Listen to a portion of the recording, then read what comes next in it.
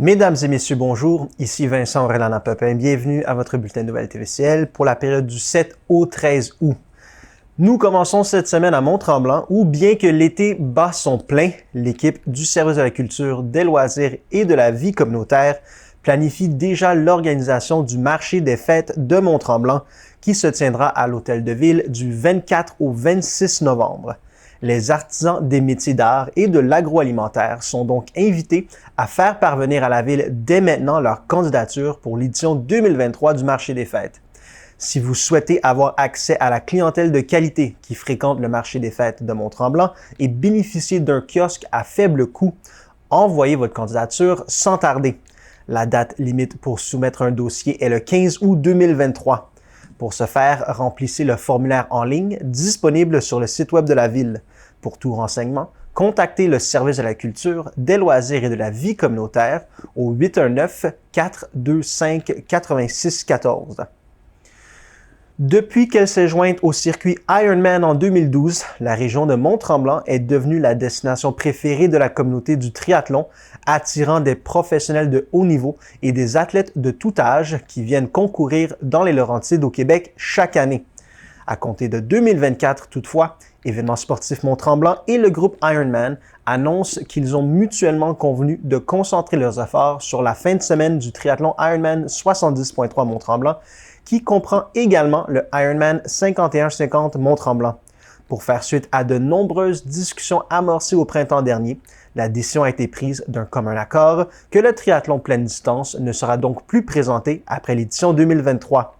Marc Monchamp, producteur délégué chez Événements sportifs Mont-Tremblant, affirme que son organisation accorde une grande importance à sa relation avec le groupe Ironman et que bien que cette édition n'ait pas été facile,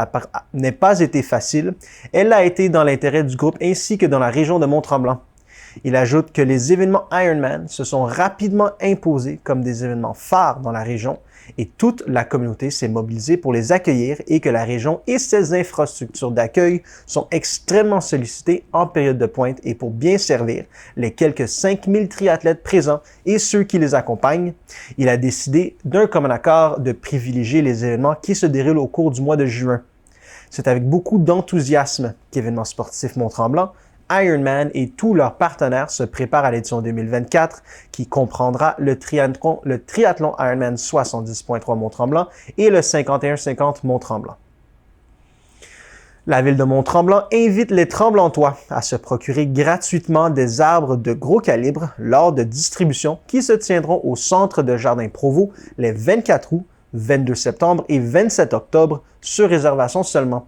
Cette distribution a pour objectif de contribuer au verdissement du territoire et s'inscrit dans le cadre du plan d'action en environnement 2021-2025. L'inscription est obligatoire via la billetterie à la page web villedemonttremblant.qc.ca/distribution arbres.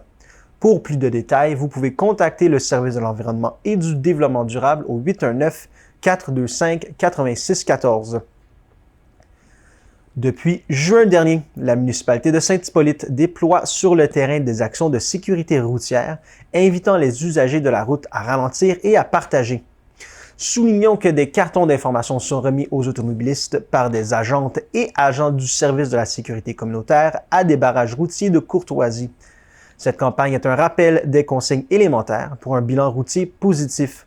Il est essentiel que tous les usagers de la route fassent preuve de respect et de courtoisie les uns envers les autres. Voici donc quelques rappels importants. Gardez une distance sécuritaire avec le véhicule qui vous précède. Utilisez le code gestuel si vous êtes à vélo pour signaler vos déplacements. Laissez suffisamment d'espace aux cyclistes et aux piétons. Cédez le passage lorsque vous êtes dans l'obligation de le faire. Ne jamais couper la voie à un véhicule ni à un vélo. Ne pas empiéter sur le passage pour piétons quand vous vous arrêtez à une intersection. Freiner à 70 km/h, c'est parcourir l'équivalent de la moitié d'un terrain de football avant de s'arrêter. Gardez-vous donc une marge de manœuvre. Dans une zone de chantier routier de 1 km, si vous roulez à 70 km/h au lieu de 50 km/h, vous ne gagnez que 21 secondes. C'est un faible gain pour risquer la vie d'un travailleur. Près des écoles, des parcs et des terrains de jeu, le respect des limites de vitesse est essentiel. Ayez la conscience tranquille et protégez les enfants. La municipalité de Saint-Hippolyte est fière d'accueillir le Festival Tournant pour son édition 2023 qui se tiendra du 24 au 27 août. La programmation comptera près d'une trentaine d'artistes professionnels, parmi lesquels des artistes locaux, des pièces et des activités rassembleuses. Pour consulter le site internet du festival et acheter vos billets, visitez le site web festivaltournant.com. Porté par l'organisme Danse Laurentide, le Festival Tournant, qui présente chaque été une programmation de danse audacieuse composée d'artistes professionnels de la danse contemporaine québécoise. Il invite le public à voir et expérimenter la danse à travers une diversité d'activités et de performances s'adressant aux professionnels, amateurs et néophytes. L'événement nomade met en lumière le patrimoine laurentien en priorisant les artistes locaux et en présentant plusieurs activités en extérieur dans les plus beaux paysages de la ville visitée. Le festival se démarque par la qualité de sa programmation et son ancrage dans la communauté et vise l'accessibilité et le sentiment d'appartenance. La municipalité de Saint-Hippolyte invite les citoyens intéressés à siéger au comité consultatif d'urbanisme à lui transmettre une lettre d'intention et de motivation. Des sièges sont à pourvoir pour un mandat de 2 ans. Il s'agit d'une fonction non rémunérée. Le comité consultatif d'urbanisme est un organisme mandaté par le conseil municipal pour donner des avis sur les demandes qui lui sont soumises en matière d'urbanisme et d'aménagement du territoire. Vous pouvez transmettre votre lettre par courriel à mmeunier@sainthyppolyte.ca. La municipalité de Saint-Hippolyte souhaite créer un registre des personnes en perte d'autonomie sur son territoire. L'objectif est de permettre à différents services municipaux et régionaux d'assurer des suivis lors d'événements météo majeurs ou lorsque des mesures d'urgence sont déployées. Ainsi, si vous pensez être à risque en raison d'un manque de mobilité ou d'autonomie, ou si vous connaissez une personne qui pourrait avoir besoin de soutien en période difficile, la Ville vous invite de lui laisser vos coordonnées au secrétariat du service de la sécurité communautaire au 450-563-2505 au poste 2275. Revenez-nous après la pause.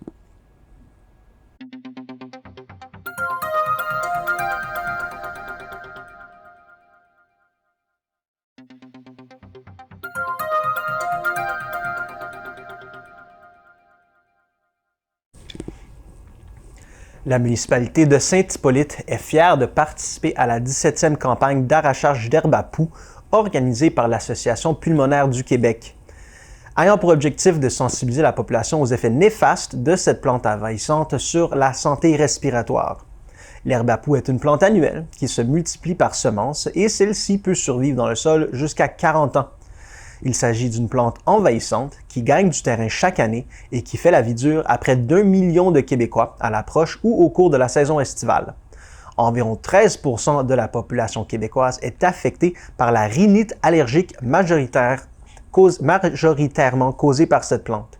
En effet, la prévalence de symptômes d'allergie saisonnière est directement influencée par la quantité d'herbe à poux sur un territoire donné. Il existe pourtant des moyens très efficaces pour contrôler cette plante, le plus simple étant de l'arracher. Pour ce faire, il est important d'apprendre à identifier cette mauvaise herbe, puisqu'une fois démasquée, il ne restera plus qu'à l'arracher. L'ambrosia, dont le nom latin est Ambrosia artemisifolia, et mieux connu sous le nom d'herbe à poux, est responsable d'environ 75% des allergies reliées au pollen. En 2005, les coûts de santé associés à l'herbe à poux ont été évalués entre 157 et 240 millions de dollars au Québec.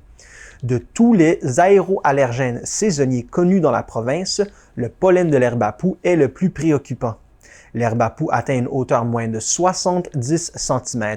Sa tige, couverte de poils, est surmontée de feuilles d'un vert grisâtre, minces et étroitement découpées. Elles sont opposées à la base et alternent dans le haut. Le feuillage ressemble à celui de la carotte. Pendant le mois de juillet, la plante se garnit de petites fleurs vertes, parfois jaunâtres, regroupées en forme d'épi au sommet des tiges. À la fin juillet et au début août, les fleurs laissent s'envoler dans l'air des millions de grains de pollen dont la majorité voyagent dans un rayon de 1 km. De plus, un plant d'herbe à poux peut produire jusqu'à 3000 graines de semences qui peuvent survivre jusqu'à 40 ans dans le sol. La pollinisation s'étend jusqu'à la mi-octobre, soit aux premières gelées du sol. À quoi ressemble cette plante annuelle, responsable de l'inconfortable rhume des foins? Elle a plutôt l'allure inoffensive et s'apparente à presque n'importe quelle mauvaise herbe. Les feuilles sont très découpées d'un vert uniforme des deux côtés. Les fleurs en épi sont d'un vert jaunâtre à l'extrémité de la plante. La tige est ferme, poilue et d'un vert grisâtre qui rougit à la floraison. Les racines sont courtes et faciles à arracher. Comment donc se défaire de cette plante détestable? Le plus simple est encore de l'arracher. C'est facile à réaliser puisqu'elle possède un système de racines peu développé. Il faut absolument effectuer l'opération en juin ou en juillet, au plus tard, c'est-à-dire avant la floraison. Il est possible de diminuer la prolifération de cette plante, de cette mauvaise herbe. Il suffit de déraciner cette herbe avant sa période de pollinisation, de sensibiliser les gens de votre entourage, d'effectuer la coupe dans les terrains vagues et publics 2 fois par année, de recouvrir du sol par des matériaux inertes tels que du paillis ou des copeaux de bois, d'implanter d'un couvert végétal compétitif, utiliser des semences résistantes qui offriront une compétition végétative à l'herbe à poux. Il suffit également d'entretenir régulièrement sa pelouse, la tondre uniformément, principalement en bordure du terrain, en s'assurant de garnir les coins dénudés. Voilà autant de moyens de prévenir l'apparition de cette mauvaise herbe. Même si l'arrachage demeure le moyen de destruction le plus pratique, vous pouvez, dans le cas d'un terrain couvert d'herbe à poux, raser régulièrement au sol les indésirables. Si toutefois vous ne pouvez en venir à bout, les services de professionnels pourront sans aucun doute sauver un terrain infesté. Le CI3S des Laurentides tient à souligner l'initiative de l'équipe du CHSLD L'Équipage de Rivière-Rouge qui invite les résidents qui le souhaitent à prendre part au Café citoyen. Ces derniers participent aux échanges et discussions qui concernent l'actualité de la MRC d'Anton-Labelle et des municipalités de la Vallée de la Rouge. Madame Nancy Bourque, gestionnaire responsable du CHSLD L'Équipage, accompagnée de son équipe, a eu l'idée d'offrir aux résidents du CHSLD la possibilité de participer aux rencontres du Café citoyen afin que ces derniers retrouvent une place active au sein de leur communauté. Le Café citoyen est un lieu de rencontre privilégié où des citoyens, des représentants d'organismes communautaires, des élus municipaux et bien d'autres se réunissent pour échanger sur les services offerts. C'est un espace propice à l'établissement de relations positives et harmonieuses qui favorisent la bienveillance, l'écoute, la coopération et la collaboration. Madame Rosemonde Landry, présidente directrice générale du CI3S de Laurentides, se réjouit de la mise en place de ce nouveau projet. Elle affirme que la création de liens sociaux significatifs est importante pour ses résidents et qu'il s'agit d'une belle occasion de reconnexion et de partage. Elle tient à souligner le travail de Madame Bourque et son équipe pour cette belle réalisation. Elle mentionne que cela démontre bien le dévouement du personnel envers le bien-être des personnes âgées et leur volonté de favoriser une intégration sociale enrichissante. Le ministre responsable des services sociaux, Lionel Carman, le ministre responsable de la région des Laurentides, Benoît Charette, ainsi que la députée de Mirabel, Sylvie Damour, ont annoncé que le projet de modernisation de l'urgence et d'aménagement d'une unité d'intervention brève en santé mentale à l'hôpital de Saint-Eustache franchit une nouvelle étape dans le but d'améliorer les soins de santé de la population pour la région des Laurentides. Le gouvernement du Québec autorise ainsi l'équipe chargée du projet à amorcer l'élaboration du dossier d'affaires. Les appels d'offres pour les services professionnels d'architecture et d'ingénierie ont été lancés le 21 juillet. Les travaux prévus dans le cadre du projet incluent l'agrandissement de 17 880 mètres carrés à l'arrière de l'hôpital, ainsi qu'un réaménagement de 560 mètres carrés. L'agrandissement est destiné à accueillir une urgence comprenant notamment 38 civières, 4 civières de choc, ainsi qu'une zone d'évaluation rapide de 10 fauteuils. L'unité d'intervention brève en santé mentale sera quant à elle constituée de 10 lits en chambre individuelle. L'amélioration des infrastructures de soins de santé est l'un des éléments clés du plan de santé du gouvernement du Québec. Elle vise à rendre les environnements de soins plus attrayants pour le personnel et mieux adaptés aux besoins des citoyens et citoyennes, tout en améliorant l'accès à des soins de qualité. Lionel Carman, ministre responsable des services sociaux, déclare que ce projet est essentiel afin d'être en mesure d'offrir aux citoyens et citoyennes des Laurentides des infrastructures hospitalières à la hauteur des besoins actuels que le gouvernement sait qu'il est nécessaire de moderniser les installations de santé. Il ajoute que c'est pour cette raison que le gouvernement n'hésite pas à accélérer les projets qui vont en ce sens afin de mieux desservir la population. Benoît Charette, ministre responsable de la région des Laurentides, affirme que de tels travaux auront un effet positif notable et durable sur l'expérience de soins des usagers et usagères de la région, mais également sur leur qualité de vie. Il ajoute que ce projet est mené en cohérence avec l'évolution des besoins et du contexte clinique actuel et que les nouveaux espaces permettront d'offrir des services adaptés à la réalité des gens de la région, à la fois plus accessibles, plus conviviaux et plus sécuritaires. Revenez-nous après la pause.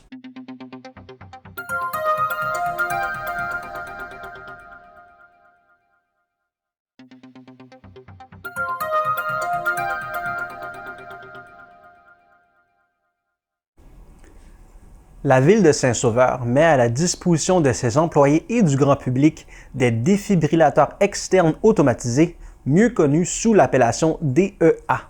Installés dans les différents bâtiments municipaux, ceux-ci sont désormais inscrits au registre provincial DEA.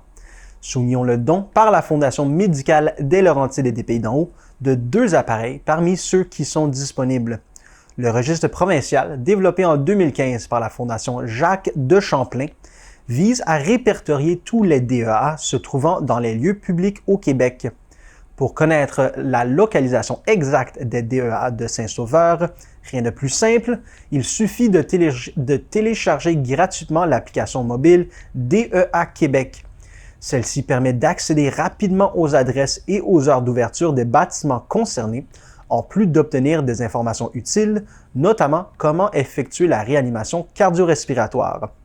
Le maire de Saint-Sauveur, Jacques Gariepi, explique que parce que chaque seconde compte lorsqu'une personne subit un arrêt cardio-respiratoire, la ville se devait d'optimiser l'accessibilité des DEA dans ses bâtiments et que de cette façon, la ville permet aux premiers intervenants, que cela soit des employés ou des citoyens, d'aller chercher un DEA et de pratiquer rapidement les manœuvres de réanimation en attendant l'arrivée des services d'urgence. Il ajoute que la ville est extrêmement proactive en matière de secourisme en milieu de travail en offrant à son personnel de la formation continue. Il mentionne également qu'à ce jour, outre les pompiers, la ville compte 34 secouristes certifiés au sein des différents bâtiments municipaux. Selon la Fondation Jacques de Champlain, près de 45 000 Canadiens subissent un arrêt cardio-respiratoire par année, soit un au chaque 12 minutes. De ce nombre, 85% surviennent à la maison ou dans des endroits publics. Il est aussi prouvé que l'usage d'un défibrillateur externe automatisé triple les chances de survie d'une victime recevant la réanimation cardio-respiratoire. Si vous êtes un entrepreneur qui démarre son entreprise sur le territoire de la MRC des Pays d'en haut, le Labo Entrepreneur pourrait vous intéresser. Il s'agit d'un parcours de formation, d'accompagnement et de visibilité pour les entrepreneurs qui se lancent en affaires.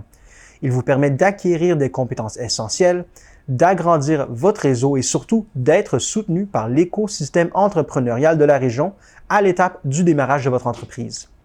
La prochaine édition du Labo Entrepreneur sera lancée le 30 août 2023 à 9h. Cette rencontre d'information virtuelle est ouverte à tous. Ce sera l'occasion d'en savoir plus sur les activités de la cohorte démarrage et découvrir si le parcours est fait pour vous. Le formulaire d'inscription est disponible sur le site web de la MRC des Pays d'en haut. Le parcours du Labo Entrepreneur s'adresse à ceux et celles qui ont une entreprise en démarrage. Il faut avoir dépassé la phase d'idéation et être prêt à démarrer l'entreprise. Il s'adresse également aux personnes dont l'entreprise est située sur le territoire de la SADC des Laurentides. Il s'adresse également aux personnes qui souhaitent s'investir pour travailler leur modèle d'affaires et aller chercher des outils dans le but d'augmenter leurs chances de réussite.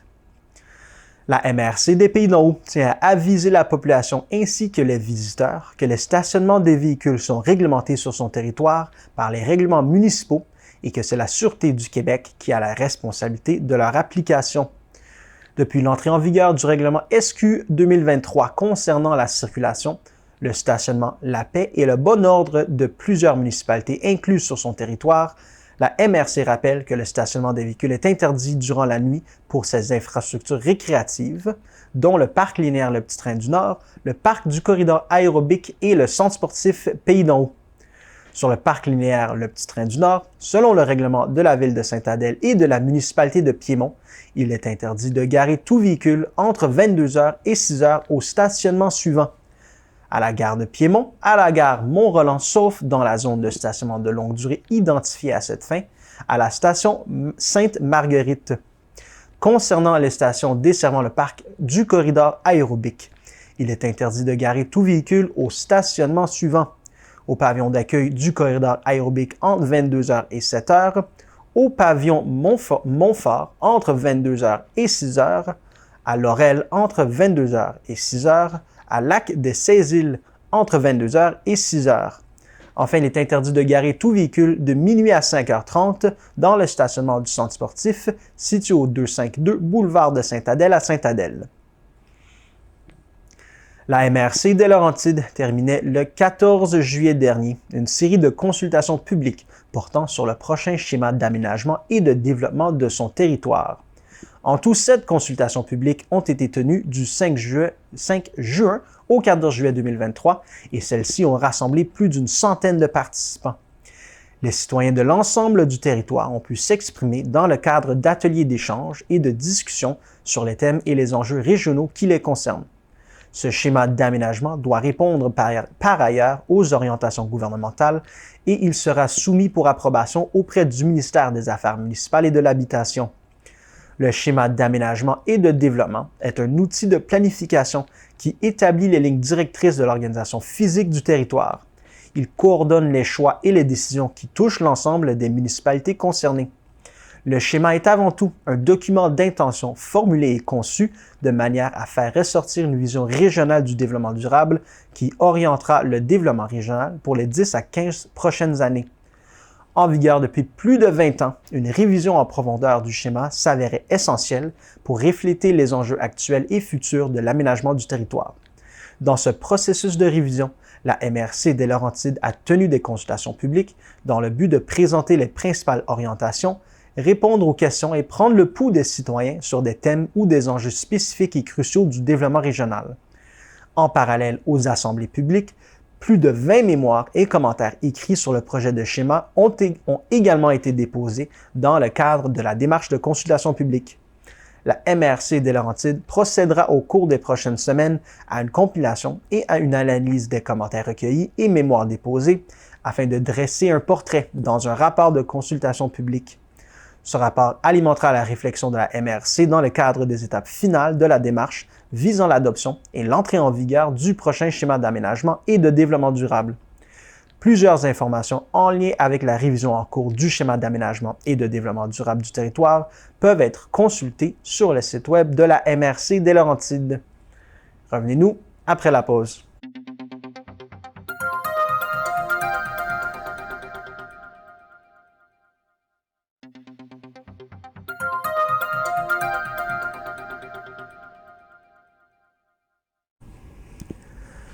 Le mois dernier s'est tenue la signature de la convention d'une fiducie d'utilité sociale dont l'objectif est de favoriser l'accès au logement et à la propriété à coût abordable pour les employés des entreprises et des organisations situées sur le territoire de la MRC des Laurentides et dans l'intérêt général des bénéficiaires. Véritable acte innovant, il s'agit de la première fiducie de ce genre au Québec visant l'aide au logement et à la propriété. À cette occasion, le constituant de la fiducie, Marc Lheureux, a remis un lingot d'argent. Cette donation symbolique constitue le point de départ du patrimoine fiduciaire qui sera administré exclusivement par les fiduciaires. La création de cette fiducie s'inscrit dans un contexte où l'effervescence du marché immobilier et les coûts de construction rendent plus difficile que jamais l'accès au logement pour les familles de classe moyenne. Marc Lheureux, préfet de la MRC des Laurentides, souligne l'importance de miser sur des initiatives innovantes et durables afin que se développe une meilleure offre de logement accessible pour la population à l'emploi dans la MRC des Laurentides. En juin dernier, le Conseil des maires adoptait la composition du Conseil fiduciaire, constitué de 10 fiduciaires représentés par les maires des municipalités et la directrice générale de la MRC des Laurentides. Leur mandat est d'une durée de 2 ans. Les bénéficiaires de cette fiducie sont la collectivité des résidents de la MRC des Laurentides dans son ensemble. Dans le cadre de la révision en cours du schéma d'aménagement et de développement du territoire, le Conseil des maires de la MRC des Laurentides a adopté une résolution de contrôle intérimaire visant à imposer provisoirement un moratoire sur certaines interventions dans les secteurs riverains au lac. L'objectif de cette résolution est de s'assurer qu'aucune intervention qui pourrait s'y réaliser ne compromette les nouvelles orientations et les règles d'aménagement régional en voie d'être définies. La MRC connaît une très forte croissance démographique depuis plusieurs années qui se reflète entre autres par un développement accéléré et dynamique de son territoire. Lors des récentes assemblées publiques de consultation tenues du 6 juin au 7 juillet dans le cadre du processus en cours de révision du schéma d'aménagement, les enjeux liés à la pression du développement et à la protection des lacs ont souvent été soulevés par les participants. D'ici la fin du processus d'adoption du prochain schéma d'aménagement, ce contrôle intérimaire permet de mettre en application sans délai certaines orientations prioritaires en matière de développement à proximité des lacs. Ainsi, la résolution de contrôle intérimaire a pour effet immédiat d'interdire, sauf exception, à l'intérieur d'une bande de terre d'une profondeur de 300 mètres des lacs situés à l'extérieur des secteurs urbains et villageois, toute opération de lotissement visant la création d'une nouvelle rue ou le prolongement d'une rue existante, toute opération de lotissement pour un projet intégré, ainsi que toute opération de lotissement, utilisation du sol, construction ou agrandissement lié à un usage d'hébergement touristique excédant des densités déterminées. Les municipalités de la MRC verront à l'application de ce contrôle intérimaire, dont l'entrée en vigueur était le 4 juillet, dans leur processus d'octroi de permis et de certificats. Pour obtenir plus de détails, ainsi que la liste des projets exclus du présent règlement de contrôle intérimaire, les personnes intéressées peuvent consulter la résolution disponible sur le site Internet de la MRC. Notez également que les projets ayant déjà obtenu un permis par la municipalité sont également exclus du RCI. En vertu d'une entente conclue entre la Ville de Sainte-Adèle et le transport adapté et collectif des Laurentides, les étudiants fréquentant une institution collégiale ou universitaire à temps plein peuvent bénéficier de la gratuité pour les titres de transport du circuit L'Inter à liaison Mont-Tremblant-Saint-Jérôme. Chaque étudiant peut se procurer un maximum de 4 titres de transport par session. Les titres sont d'une durée de 30 jours. Ils s'activent automatiquement au premier jour de leur utilisation et s'annulent à la 30e journée d'utilisation. Les titres sont disponibles à la place des citoyens au 999 boulevard de Sainte-Adèle pendant les heures d'ouverture. L'entente débute le 1er janvier 2023 et se termine à la fin de la session automne 2023. Pour se prévaloir de la gratuité, l'étudiant doit être résident de la ville de Sainte-Adèle, fréquenter une institution collégiale ou universitaire à temps plein. Les documents à fournir sont une pièce d'identité avec photo, une preuve d'inscription à la session hiver et ou automne 2023, laquelle fera également office d'adresse résidentielle. L'étudiant doit se procurer son titre mensuel en personne à la place des citoyens. Il s'engage à utiliser pour lui seul ce titre qui lui est gracieusement offert. Il s'engage à ne pas vendre ce titre ou à en faire bénéficier une autre personne. En offrant la gratuité dans les transports collectifs, la Ville de Sainte-Adèle souhaite faciliter l'accès des étudiants adélois aux établissements d'enseignement postsecondaire de la région. 3 chantiers d'envergure seront déployés à Sainte-Adèle du mois d'août à la fin octobre 2023. Les travaux consistent principalement à effectuer la réfection des infrastructures et débuter la réalisation d'un projet d'envergure dans le secteur des pentes 40-80, qui permettra à la Ville de Sainte-Adèle de désengorger le réseau d'égouts sanitaires en diminuant l'apport d'eau de pluie et les surverses du réseau dans la rivière du Nord. La Ville espère que ces chantiers n'affecteront pas ou le moins possible la quiétude des résidents et des usagers. Le personnel des services techniques et hygiène du milieu ne ménage pas ses efforts et a à cœur d'améliorer l'environnement et la qualité de vie des citoyens. Du 7 août à la fin octobre, il y aura réaménagement des pentes 40-80. Ce chantier majeur comporte la réfection des réseaux d'eau potable, égouts sanitaires et égouts pluviales, la création d'un bassin de rétention, la création d'un réseau pluvial. Du 14 août au début octobre, il y aura réfection des infrastructures rue Morin et secteur paysan. Ce chantier comporte la réfection des réseaux d'eau potable, égouts sanitaires, pargainage et égouts pluviales et du pavage. Du 20 août à la fin septembre, il y aura réfection des infrastructures sur la rue Lantier. Ce chantier comporte la réfection des réseaux d'eau potable, égouts sanitaires et égouts pluviales. Les résidents de Sainte-Agathe-des-Monts et les villégiateurs sont invités à découvrir un pan de l'histoire de Sainte-Agathe-des-Monts dans le cadre de l'exposition « Il y a 100 ans, ici c'était comme ça », inaugurée au mois de mai dernier. Au total, 10 stèles photos regroupant chacune 2 photographies ont été installées en plein cœur du centre-ville. La collection de photographies d'archives permet aux passants de faire une immersion dans le village de Sainte-Agathe-des-Monts d'il y a 100 ans, alors qu'un grand incendie a emporté avec lui près de 150 bâtiments du centre-ville. Installé aux abords de la rue principale, le site où s'est déroulé le tragique événement qui n'a heureusement fait aucune victime, l'exposition permet de comprendre l'ampleur des dommages causés par l'incendie et de constater l'évolution des lieux. Il sera possible de voir et de revoir les images tout au long de l'été. C'est le comité du patrimoine de la ville, formé de bénévoles ayant pour mission de préserver et de promouvoir le patrimoine et l'histoire locale, qui a effectué un important travail de recherche pour trouver les images retenues pour l'exposition et retracer les faits saillants de la tragédie survenue il y a 100 ans. C'est grâce à une subvention du ministère de la Culture et des Communications que ce projet a été rendu possible et que la ville peut souligner cet important pan de son histoire. Suzanne Piché-Goyer, membre bénévole du Comité du patrimoine, a également préparé un texte relatant les événements du 26 mai 1923 en complément de l'exposition. Malgré l'aide apportée par des pompiers de Saint-Jérôme, le feu gagnait du terrain.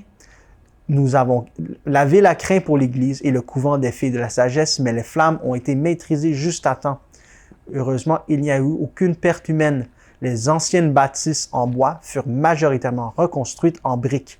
Pour la deuxième fois en moins de 20 ans, Sainte-Agathe vivait un incendie majeur et destructeur. En effet, en 1907, un autre incendie avait fait rage sur la rue Saint-Vincent sans que les pompiers volontaires équipés de façon rudimentaire ne puissent empêcher la catastrophe. Revenez-nous après la pause.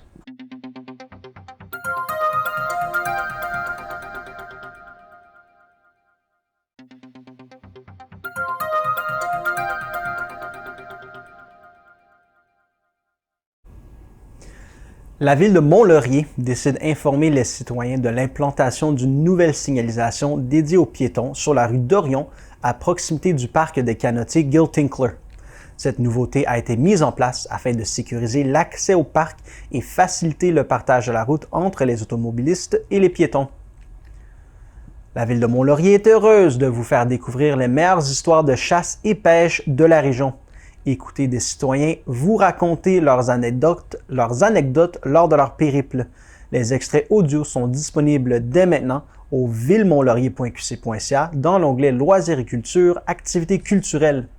Ce projet a été réalisé grâce à l'entente de développement culturel de la ville avec le ministère de la Culture et des Communications.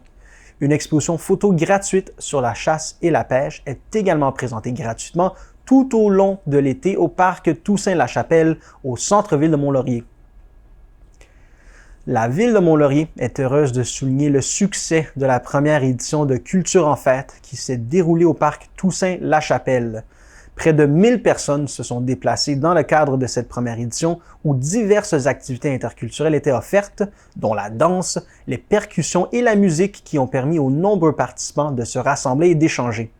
Le maire, Daniel Bourdon, affirme qu'il est ravi de cette première édition de Culture en fête au cœur du pôle culturel au centre-ville, qui avait pour objectif de rassembler les citoyens dans un contexte où la ville s'enrichit d'une diversité culturelle grandissante. Cet événement a permis aux familles et aux adultes de célébrer en partageant des passions communes liées à la musique, à la danse, aux mets et aux rassemblements festifs. Par ailleurs, les prestations du Fenton Latino Band et du DJ Crucito ont fait danser la communauté au rythme latino. Mont-Laurier a également été la toute première ville du Québec à offrir une fête de reconnaissance dédiée aux travailleurs étrangers temporaires agricoles dans le cadre de Culture en fête.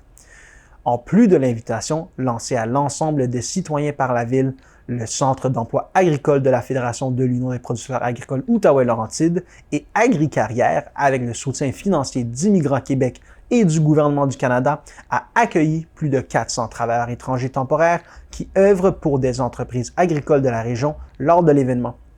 Pour l'occasion, plusieurs kiosques d'information où des jeux étaient offerts étaient disponibles afin de reconnaître leur contribution essentielle envers l'agriculture. La ville de Mont-Laurier était fière de procéder à l'inauguration des 3 terrains de pickleball et du terrain de basketball du pôle sportif de Mont-Laurier. Pour l'occasion, les membres du conseil municipal étaient présents, ainsi que les membres de l'association de pickleball des Hautes-Laurentides qui ont procédé à une joute amicale pendant laquelle le maire, Daniel Bourdon, a effectué le premier service officiel de la partie. Dès maintenant, les citoyens ont accès à des plateaux sportifs de qualité leur permettant de pratiquer ces sports à l'extérieur. Rappelons qu'aucune réservation n'est requise pour l'utilisation des plateaux et que les accès sont gratuits. Le maire Daniel Bourdon explique que la ville de Mont-Laurier remercie le gouvernement du Québec et le Centre de services scolaires des Hautes-Laurentides pour leur collaboration afin d'élargir l'éventail de la pratique sportive en procédant à l'ajout des terrains de pickleball et de basketball à Mont-Laurier. Il ajoute que ces nouveautés inciteront les citoyens et les étudiants à l'initiation et à la pratique du sport tout en favorisant les saines habitudes de vie auprès de la communauté. Les travaux ont été réalisés notamment grâce au programme d'aide financière pour les installations récréatives et sportives du gouvernement du Québec qui représente 340 600 $. Les investissements pour ce projet totalisent près de 850 000 $. À Sainte-Marguerite-du-Lac-Masson, les eaux de baignade de la plage municipale sont à présent conformes aux normes de qualité bactériologique établies par le ministère de l'Environnement, de la lutte contre les changements climatiques, de la faune et des parcs. En raison d'une contamination bactériologique, l'accès à la plage avait été temporairement interdit. Les résultats des analyses effectuées sur le prélèvement du 29 juillet confirment que la plage municipale se voit maintenant attribuer la cote A. Afin de garantir un environnement sain et sûr pour tous les usagers, la Ville continuera à prélever des échantillons de manière préventive d'ici la fin de la saison estivale. La MRC de Matawini est heureuse d'annoncer le lancement de l'appel de projet 2023 du Fonds de mise en valeur du territoire public intramunicipal qui permet de soutenir financièrement les activités de mise en valeur des terres et des ressources du territoire public intramunicipal, communément appelé TPI. L'aide financière accordée peut atteindre 80% des dépenses admissibles. Les personnes et organismes admissibles sont les municipalités locales, les organismes à but non lucratif, les organismes à but lucratif. Pour être admissibles, les projets devront être réalisés entre le 1er janvier et le 31 décembre 2024. Les activités admissibles à une aide financière sont les activités associées à des projets récréatifs ou récréotouristiques, les activités de mise en valeur des ressources forestières, les activités associées à des projets communautaires ou collectifs, les activités de recherche et de développement lorsqu'elles sont menées en collaboration avec un organisme ou une institution reconnue, la réalisation d'études d'impact, de plans de devis ou autres activités préliminaires à la réalisation d'un projet admissible. Les activités liées à un projet d'expérimentation de procédés, les activités associées à l'agroforesterie et à l'agroalimentaire, les activités de mise en valeur ou de restauration d'habitats fauniques ou floristiques. 2 séances d'information auront lieu le 15 août 2023.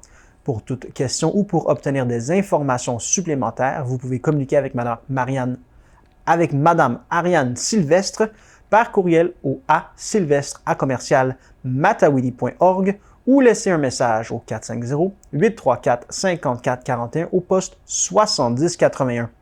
La MRC de Matawini s'assurera que toutes les personnes intéressées à déposer un projet auront réponse à leurs questions. Les projets doivent être envoyés par courriel et par la poste à la MRC de Matawini avant le 29 septembre 2023 à 15 h. Le conseil de la MRC de Matawini a adopté sa première politique sur la qualité de service du transport adapté en conformité avec les nouvelles modalités du programme de subvention en transport adapté du ministère des Transports et de la Mobilité durable. Cette initiative, en vigueur depuis mai 2022, vise à améliorer les déplacements des personnes à mobilité réduite, en collaboration étroite avec les différents partenaires de la table de concertation en transport adapté. Un comité de travail a été formé, réunissant ainsi des représentants du regroupement des usagers du transport adapté de la Naudière, de l'Entraide pour la déficience intellectuelle, du Joliette métropolitain, du Jardin d'Étoiles et de l'Association des personnes handicapées Matawini. Ensemble, ils ont élaboré les fondements de cette politique afin d'assurer à la clientèle un service de transport adapté de qualité, fiable et sécuritaire. L'objectif principal de la démarche est de favoriser l'intégration sociale, professionnelle et économique des personnes handicapées composant avec une mobilité réduite. En offrant un service de transport adapté de qualité, la MRC s'engage à faciliter leurs déplacements et à contribuer à leur bien-être. Cette politique clarifie aussi les engagements de chaque partie prenante, garantissant ainsi une meilleure collaboration entre la MRC et sa clientèle. La MRC invite donc tous les utilisateurs du transport adapté à partager leurs commentaires, suggestions et préoccupations afin d'améliorer constamment la qualité du service offert. En mettant en place cette politique sur la qualité de service en transport adapté, la MRC démontre son engagement envers l'accessibilité et l'inclusivité des personnes handicapées.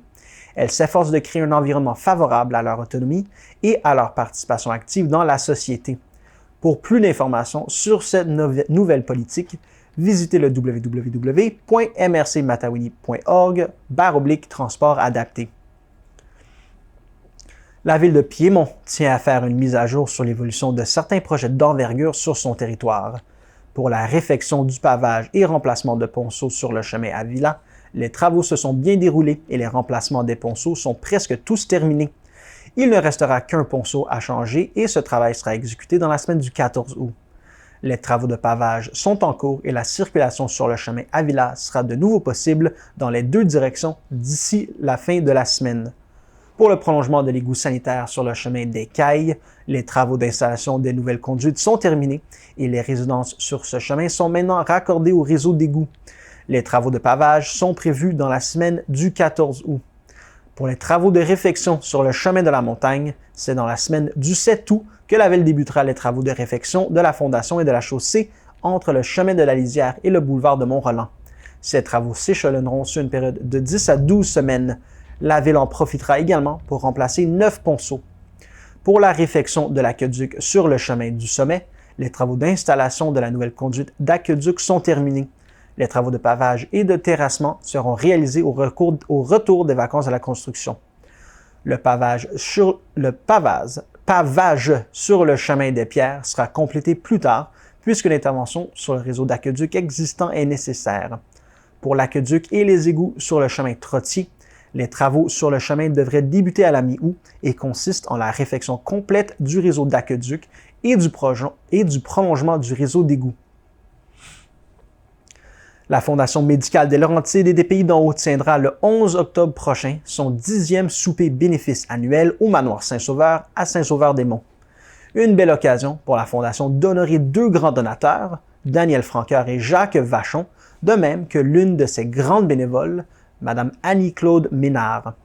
Le président de la Fondation médicale des Laurentides et des Pays d'en Haut, Michel Rochon, qui a reçu l'an dernier le prix Hommage Bénévolat Québec, remis par le gouvernement du Québec pour ses 22 ans d'implication à la tête de cet organisme, affirme que ces gens extraordinaires sont le reflet d'une communauté qui se tient serrée derrière leur fondation.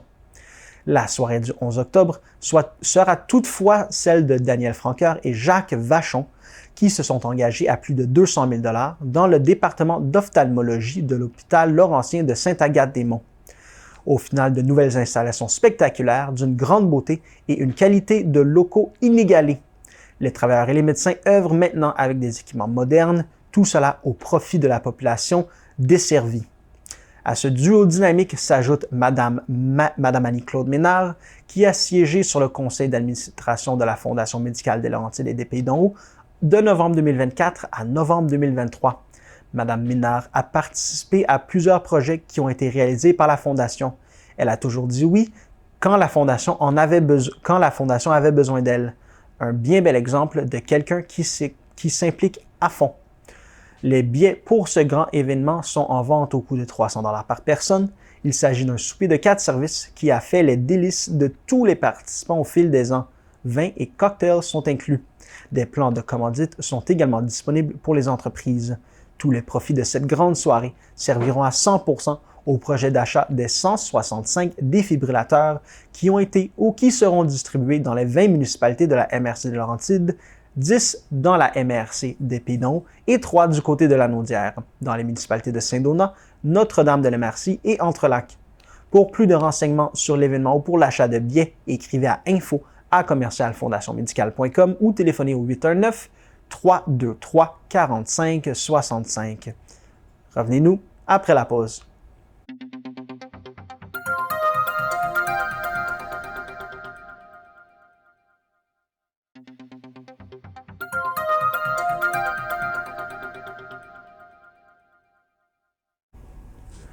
Dans le cadre de son plan d'urgence, la municipalité de Labelle a fait l'acquisition d'un service d'alerte et d'information afin d'offrir un outil efficace et de qualité à ses citoyens.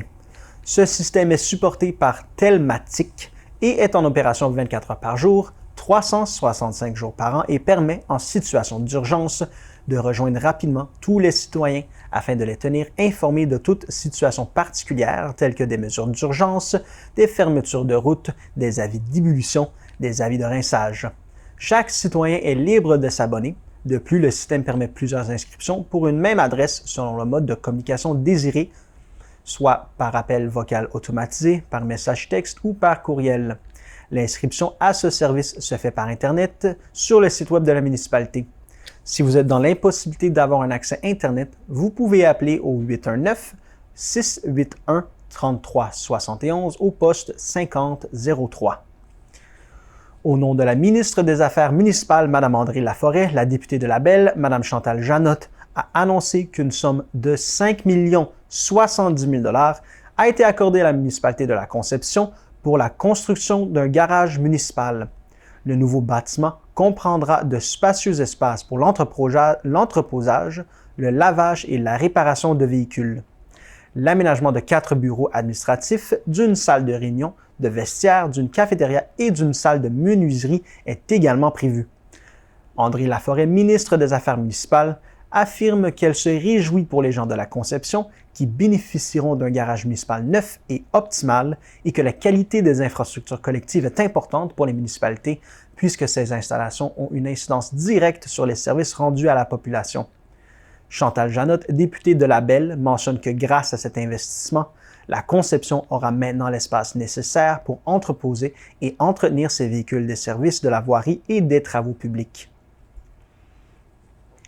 Alors que la MRC d'Antoine Labelle lançait son deuxième appel de projet en octobre dernier dans le cadre de son entente de vitalisation du Fonds Région et Ruralité, conclu avec le ministère des Affaires municipales et de l'Habitation, le Conseil de la MRC est fier de pouvoir supporter financièrement des projets de vitalisation du territoire par l'octroi d'aides financières totalisant près de 1,9 million de $. Ayant pour objectif la réalisation de projets ou d'initiatives pour soutenir la vitalisation et l'amélioration de services ou d'équipements pour la population afin d'agir positivement sur la vitalité du territoire, l'appel de projet concernait les organismes municipaux, les communautés autochtones, les coopératives, les organismes sans but lucratif et les organismes de réseau du milieu de l'éducation. Les projets retenus s'inscrivent dans les axes de vitalisation déterminés par le Conseil de la MRC, soit l'emploi et la main-d'œuvre, le milieu de vie ou le tourisme. Ces projets constituent une initiative d'une durée limitée dans le temps, de nature ponctuelle et non récurrente, en plus de se réaliser sur le territoire de la MRC. D'abord, le projet du Centre de services scolaires des Hautes-Laurentides a pour objectif d'embellir la cour d'école du pavillon Saint-Joseph. Le CSSHL souhaite construire un terrain synthétique multisport, un demi-terrain de basketball ainsi qu'une structure couverte pouvant autant servir de classe extérieure, d'estrade que d'un lieu pour pique-niquer. L'endroit sera attrayant et rassembleur, permettra de garder les jeunes sur le terrain de l'école et encouragera la tenue de classes vertes et la pratique de sports extérieurs. De plus, il pourra être bénéfique à de nombreuses activités ou réalisations extra-municipales et pour la population locale. Ce projet se voit accorder 100 000 $ par la MRC. Le parc régional Montagne du Diable, quant à lui, souhaite réaliser la suite du projet Un parc pour s'évader. Pour y parvenir, l'organisme veut bénéficier d'un accompagnement par une firme spécialisée en développement de produits nichés afin d'élaborer différents forfaits, activités, analyses de rentabilité, conception et mise en marché. Ce projet bénéficie d'une aide financière de 54 000 $.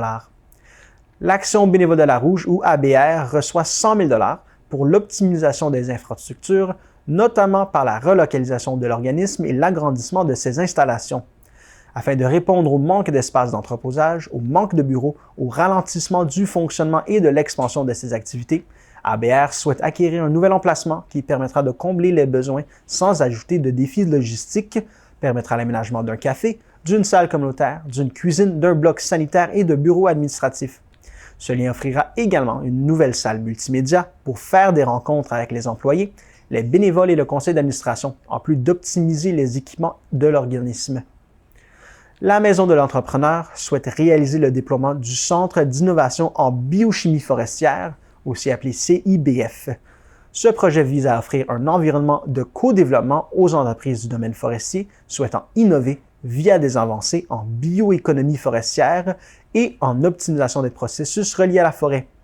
L'objectif est d'assurer que les projets puissent s'intégrer aux entreprises de façon structurée, mesurée et avec un maximum de retombées en productivité, tout en minimisant les coûts et les risques pour maximiser un retour financier. Pour réaliser ce projet, la MRC octroie une enveloppe de 99 900 $. Ensuite, la municipalité de Chute-Saint-Philippe réalisera le projet de service de garde éducatif. Considérant le manque de place en garderie ayant un impact défavorable dans l'attractivité et la rétention des familles sur les territoires, la municipalité souhaite acquérir et rénover un bâtiment afin d'y implanter une garderie et la bibliothèque municipale. Ce projet pouvant assurer 12 places pour les familles est soutenu financièrement à la hauteur de 100 000 $. Le Club Quad s'est vu octroyer une somme de 87 911 $ pour son projet de réfection du Sentier de la Montagne du Diable, phase 2. Les travaux, sur une distance de 20,4 km, consistent à remettre en état le sentier afin de l'ouvrir à nouveau. La nature des interventions consiste notamment à débroussailler, remplacer les ponceaux, procéder à la réfection de la surface de roulement, nettoyer et améliorer les fossés d'égouttement, en plus d'installer de la signalisation. La Ville de Mont-Laurier souhaite réaliser son projet Ma Ville en vélo. Le projet vise à mettre en place un plan cyclable sécuritaire dans le secteur urbain de Mont-Laurier pour faciliter les déplacements et le transport actif. Le plan proposé a pour objectif de rendre accessibles les diverses infrastructures de la ville et ce, à partir de la route verte et du kilomètre 200 du parc linéaire Le Petit Train du Nord. Pour ce projet, la Ville de Mont-Laurier se voit octroyer 100 000 $. Ensuite, au cœur du noyau villageois de la municipalité de Lac-du-Cerf s'inscrit le projet de revitalisation du parc Raymond-Charbonneau, phase 2. La municipalité veut se doter d'un lieu rassembleur créé pour et par sa communauté et répondant aux besoins de tous ses citoyens, ainsi que des visiteurs des autres municipalités et des touristes. Elle souhaite reconstruire les aires de jeu pour les enfants et aménager l'entrée du parc. Ce projet est soutenu financièrement à la hauteur de 100 000 $. Finalement, la municipalité de Saint-Aimé-du-Lac-des-Îles reçoit une aide financière de 100 000 $ pour aménager et mettre en valeur 2 sites, soit le terrain de balle et la plage municipale riveraine du Lac-des-Îles. L'objectif est que ces lieux de rencontre préconisent l'activité physique, le divertissement culturel et social, ainsi que la mise en valeur et l'utilisation responsable du patrimoine naturel. L'appel à projet visait également à soutenir des projets à caractère exceptionnel, structurants pour la vitalité du territoire, pour lesquels se retrouve l'adéquation avec les axes de vitalisation et le besoin de recourir à des sommes importantes pour la réalisation du projet. Ainsi, les 4 projets suivants reçoivent également un appui financier. D'abord, la Fondation de l'Université du Québec en Abitibi-Témiscamingue est soutenue à la hauteur de 250 000 $ dans le cadre de son projet de construction d'un nouveau campus. Le projet prévoit l'aménagement de 7 nouvelles salles de classe, de 5 salles d'études, d'une didactèque et d'une salle à usage divers, d'espaces communs, de bureaux administratifs et d'infrastructures réservées au développement et à la recherche. Il permettra à l'université de suivre le taux de croissance de sa communauté étudiante en progression et continuer sa participation à la vitalité socio-économique de la région. Transport adapté et collectif d'Antoine Labelle se va octroyer une aide financière de 200 000 $ afin de déployer la deuxième phase du réseau de bornes de recharge électrique sur le territoire. Ce projet prévoit l'installation de bornes de niveau 2 dans plusieurs municipalités et ainsi bénéficier d'un levier supplémentaire pour l'attractivité et le dynamisme du territoire. Ensuite, la Corporation du Parc du Poisson-Blanc, également appelée CPPB, reçoit une aide financière de 250 000 $ pour l'optimisation de la pointe de la Truite, accueil des îles.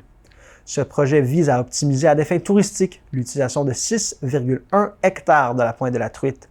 Ce secteur est le point de départ de l'activité phare de la CPPB, soit le canot, le kayak, la planche à pagaie et le camping sur les îles du réservoir du Poisson-Blanc. La construction de bâtiments et l'aménagement d'infrastructures qui permettront de soutenir la croissance et l'achalandage de la clientèle touristique. Finalement, Signé Femmes obtient une aide financière de 250 000 $ pour l'achat d'un édifice et la création d'un pôle communautaire. Afin de continuer sa mission et de pouvoir atteindre ses objectifs stratégiques, l'organisme a besoin de diversifier son offre de services et doit se relocaliser dans un endroit plus grand et plus accessible. Avec un nouvel espace, il sera possible d'offrir de nouveaux services sur place, notamment de nouvelles intervenantes, plus de locaux, plus de disponibilité et un horaire plus varié pour accueillir les résidentes dans le besoin. Il sera également possible pour les partenaires d'aller occuper des lieux pour offrir du soutien, des formations et des ateliers.